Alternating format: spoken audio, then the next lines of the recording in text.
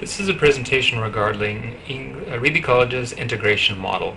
An integration model is a model that integrates the planning processes on campus, participatory governance, as well as the assessment and improvement of the various plans and the actions that are derived from these plans. What I'll show you now is a relatively complex but complete and comprehensive picture of our integration model, ideally. The very first question that must be answered is this idea of what is being integrated. And there are several things being integrated. We are talking about the integration of the various plans that we have on campus, for example, the strategic plan, as well as the educational master plan, and how all of those plans fit with one another.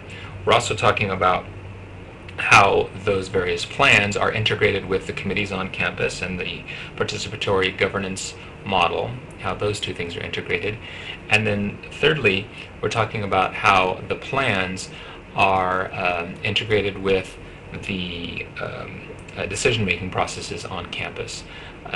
So what this matrix is designed to show you is a couple of different axes upon which all of these things exist.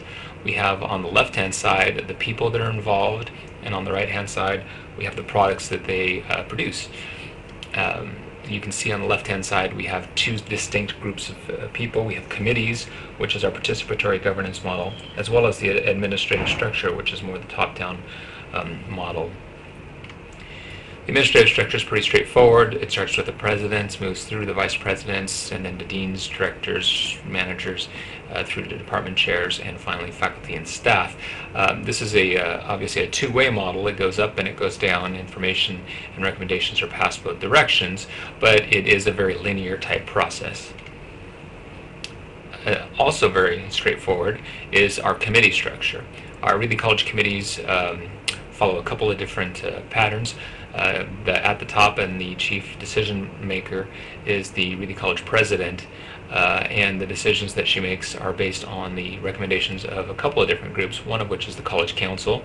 That's the primary participatory governance institution on our campus. It is made up of the various constituent groups which are listed below: the Academic Senate, ASB, CSEA, Classified Senate, and the Faculty Union.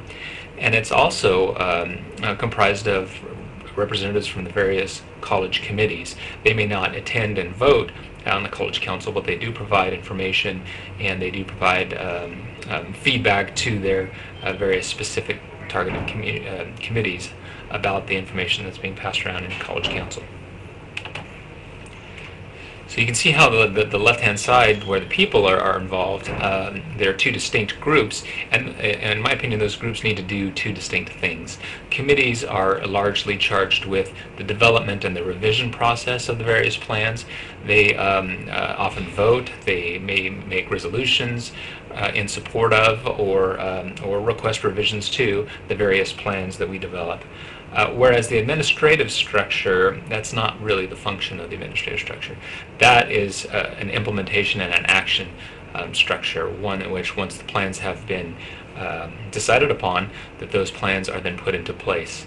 Now, on the right-hand side, we have the various plans. That's one kind of product that we might produce, but then also the evaluation of those plans, assessment and improvement, and so forth. This is a map of the various Reedley College plans, and at the very top you'll notice is the mission statement. That's very consistent, and that should guide everything that we do. It's also very brief, though, and that's something that allows us to modify it relatively frequently. Underneath that and derived from that are the Educational Master Plan, which is the single most important comprehensive document that we have on campus in terms of planning. And derived from that is our facilities plan, which is related and similar, but includes some slightly different information. From the Educational Master Plan, we get our strategic plan, and this is where we start talking about how we're going to put into place those ideas that exist in the Educational Master Plan. This is where we strategize about how best to implement what it is that we're going to do. And college goals are a part of that. College goals are typically annual goals. things that we want to accomplish in the next year, whereas a strategic plan might be cover the span of about 2 to 3 years, and an educational master plan, facilities plans are 12, 15 years. Those are kind of long-range targeted plans.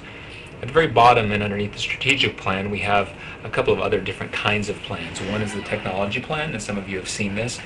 Currently it involves the replacement pattern for technology on our campus. The Technology Advisory Committee is the group that oversees this. Also, we have college committee and grant plans.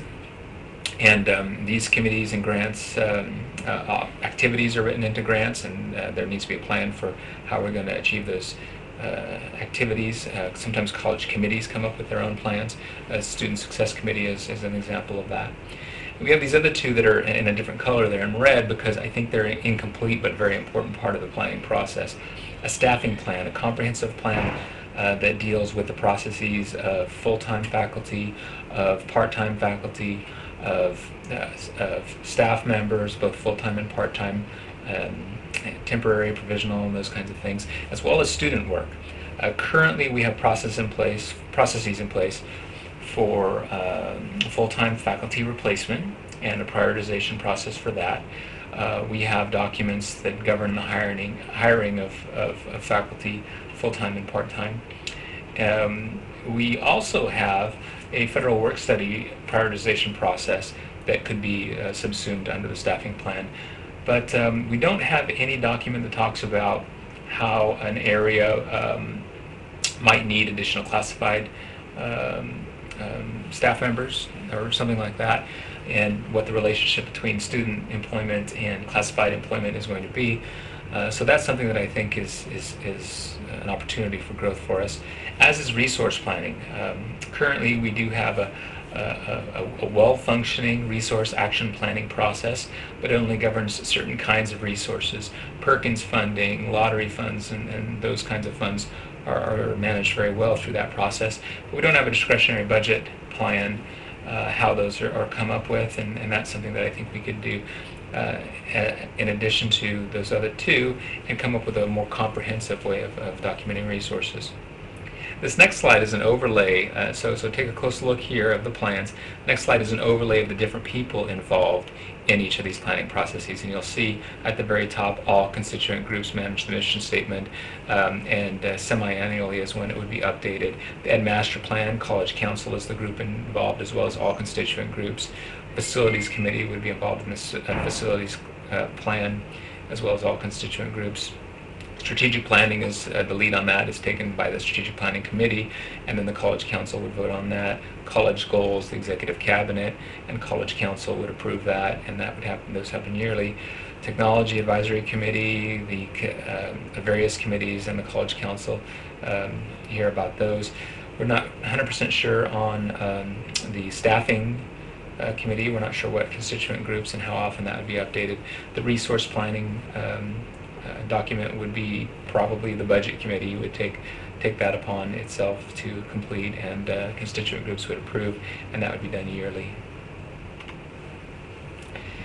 The very bottom corner of that document is the evaluation plan. Now, we've typically seen evaluation as a cycle, and that's where we might make a plan, we might intend to do something, evaluate its effectiveness, and then somehow revise the initial plan, and then try again. And that's a cycle that we've all been familiar with, that implementation, evaluation, and revision cycle. This is a different diagram in that it shows how we have a variety of evaluation inputs on our campus, and they happen at different levels. The number one is program review. All units on campus, academic and student support services, those all go through a program review process, and I think that has to drive much of what else we do, including a part of that, institutional learning outcomes, program learning outcomes, and student learning outcomes, but those are important enough to deserve mention on a separate line, even though they're part of the program review.